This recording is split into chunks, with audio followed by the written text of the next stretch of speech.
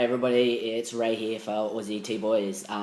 July's topic is life goals and how being trans or trans-identifying might affect that and how to overcome certain things like that. First of all, like a life goal of mine is to be a man. And to do that, I didn't feel comfortable transitioning in the hometown where I was previously living in. So I moved to a whole new town. I've made a whole bunch of new friends. I've started a whole new job. You know, I've got a new identity. I changed my name. I'm doing a whole different thing with my life right now.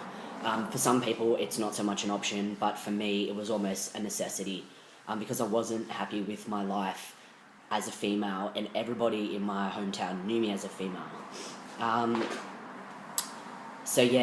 A life goal other than that is also to have bottom surgery, and I know that it's very expensive, and in my opinion the technology for it isn't as good as it could be, so it is a while down the track.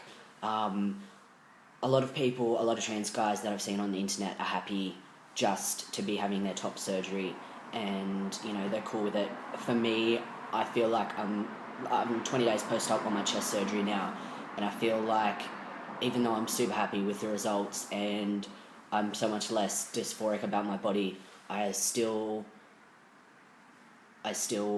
desire bottom surgery. You know, if I could get it tomorrow, I would.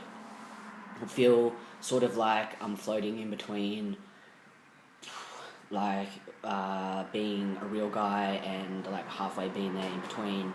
I don't mean to say this to other trans guys, but for me, I don't really feel like a real man until I can have the bottom surgery.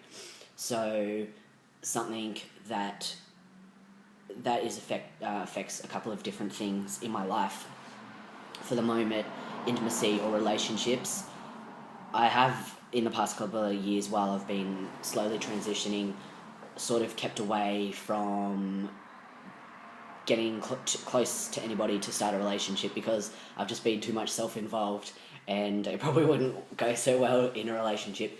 At the moment, I think I could possibly be with someone, but even then, it wouldn't feel right until I've had bottom surgery, so sort of stuck in that situation, but at the same time, it just means I can have a sick bachelor pad house, even though I live with my sister. Anyway, third life goal is to open up my own cinema. I moved from my hometown where I was working at a cinema, and that's where I developed my passion for everything that happens in a cinema. It actually, me moving towns for my transition worked out well because Canberra, where I'm living now, from what I can see, has a lot of potential for a new cinema, and it's a much busier town, bigger town from where I moved from, and there is a lot more options and assistance for small business owners and startup businesses here. I do get worried that in the future, if I do open up my cinema, that my transgender identity might haunt me. Not in a way that, somebody might come in and use offensive language or something, but in a way that people who are against transgender people might stay away from my business. And I don't think, and I'm sure people would agree with me, that the manager or the owner of a business's personal life should not affect their business's customers and the service that they give. So yeah, I'm worried about that getting back to me, but at the same time, I plan for my business to be an open and accepting business, and I'm going to register it with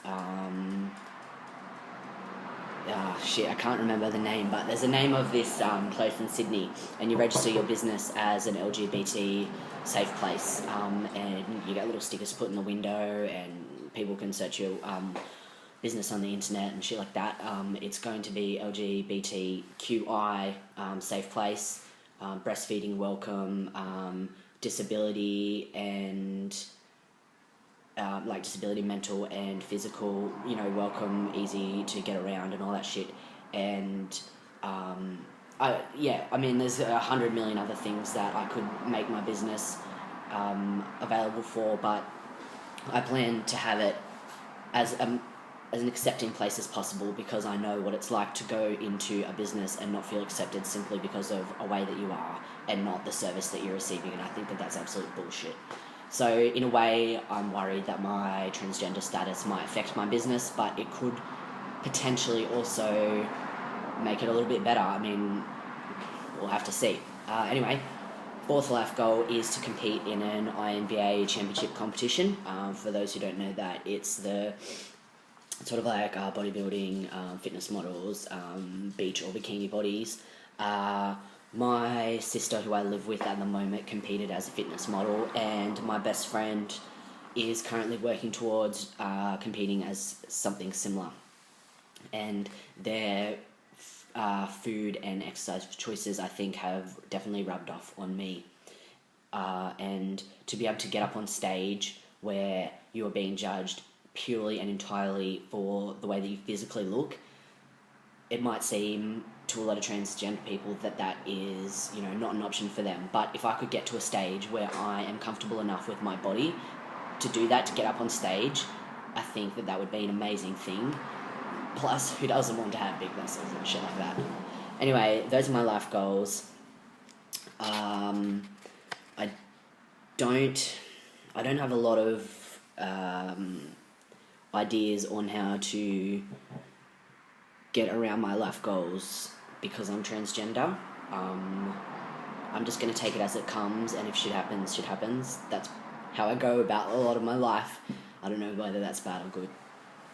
But yeah, that's where I'm at the moment.